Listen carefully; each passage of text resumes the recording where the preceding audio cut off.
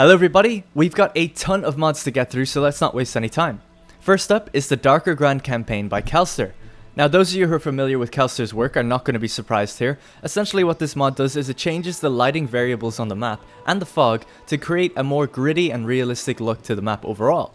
Now, I personally really like the brightness effect in Warhammer 2, but those of you who want a more realistic looking campaign and similar lighting to maybe perhaps Warhammer 1 or even Attila, that's what this mod provides. You can see out here in the distance in Ulthuan, the fog is just increased, the water is even kind of darker, the green grass is a little bit toned down.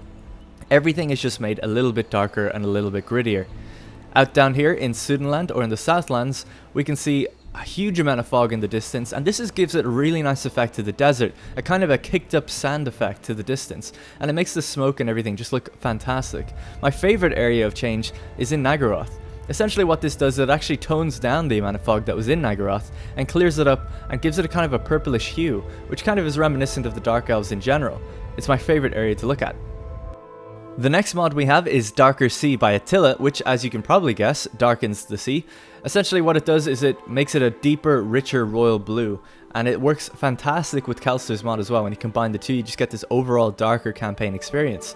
I think it looks also great up in Ulthuan, where essentially it creates a starker contrast between the coastlines and the sea, giving it that kind of Caribbean tropical effect. Next to the coast, you have these beautiful lighter blues contrasting that darker blue.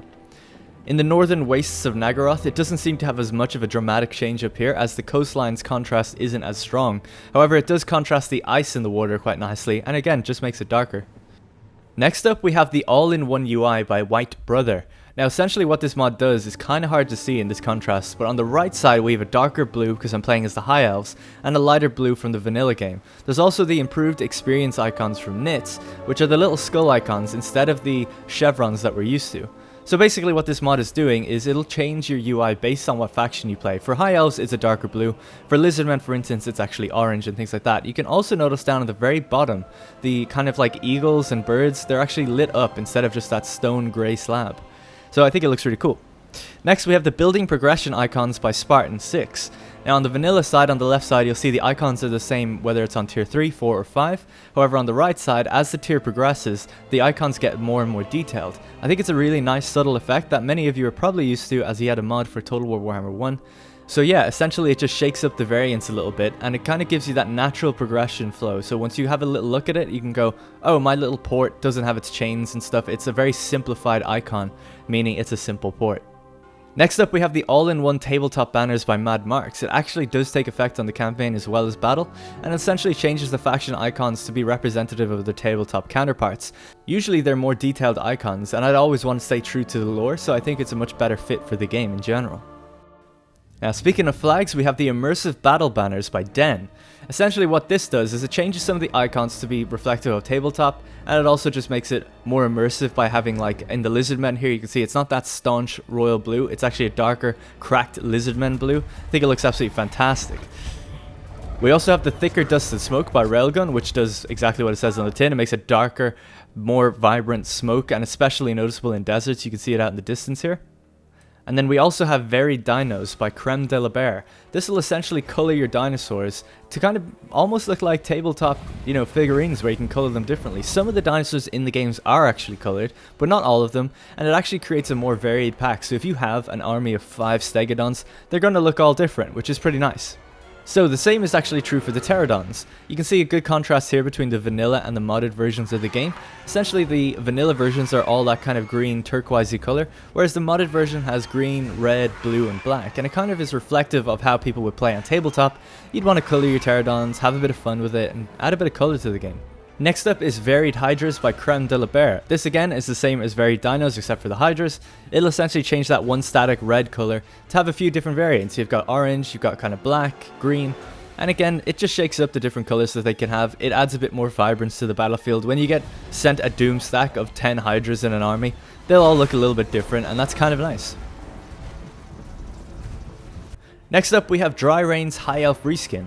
Now this mod actually caught my attention because of how subtle it actually is. Things like on the Lothar and Seaguard, it'll add a quiver to their back and actually change a few of their armor pieces on their shoulders. It's nothing too dramatic. Now we have fewer effects by Obippo. This will essentially remove any of those large obnoxious VFX that cloud entire units and are usually there because of large buffs and stuff. I'm pretty sure it keeps the buffs, but it just gets rid of the VFX. So just having a look again at Dry Rain's reskin, you'll notice deeper reds, slight shield pattern changes, and spears are now colored, which I think is thanks to the modder Attila. And then you can see fewer effects mod kicking in here again, just removing that cloud of crap off your screen, which looks absolutely fantastic when you get rid of it. And it'll do the same for other factions as well, it's not just High Elves. This next mod has to be one of my favorites. It's improved arrow trails by Boo. It essentially gets rid of that obnoxious white line pixelated arrow trails and replaces them with very, very small, kind of more transparent arrow trails. So you can still see them, but you don't have that horrible effect clogging up your screen. Next up, we have the UI unit markers by Caligula. This is a similar mod for Total War Warhammer 1 and I believe was the inspiration for Warhammer 2's implementation of it, but again they didn't go full on with it. You can see the vanilla version here is kind of more transparent, and I do think it's actually functional on a lot of maps. However, some maps where the colors are similar, it's better to have Caligula's one where it's a stark black contrast. I just wanted to show off the varied dinos again here. We've got loads of different colors of Bastillodons, purple, red, blue, and vanilla. The vanilla ones are still in there as well. And then we've got Stegodons, which are green, pink, blue, turquoise, so many different colors. And then we have Carnosaur variations by Marthenel. Now this adds a few variations to the Carnosaurs, and this one looks absolutely fantastic. The black and red one is so cool. What I'd like you guys to do here is check the UI. The buttons are all red, the glowing units are kind of red. This is because of the Lizardmen theme that's going on, and you can see the Lizardmen totems and icons that are colored in down the bottom. That's White Brothers all-in-one UI mod carrying over to the Lizardmen. Now we have the realistic flight mod by Sebidee. This mod looks absolutely incredible, but will change your gameplay. So if you load replays and things, it will desync your replays.